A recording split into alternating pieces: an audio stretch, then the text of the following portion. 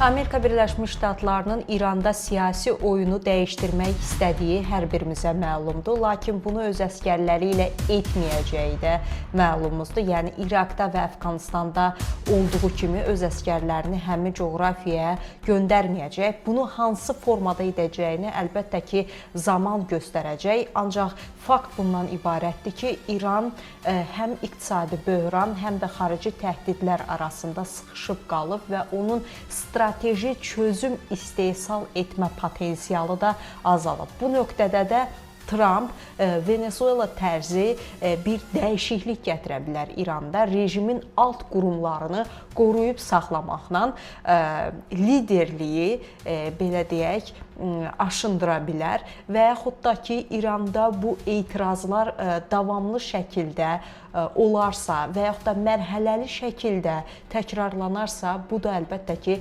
rejimin çöküşü ilə nəticələnə bilər.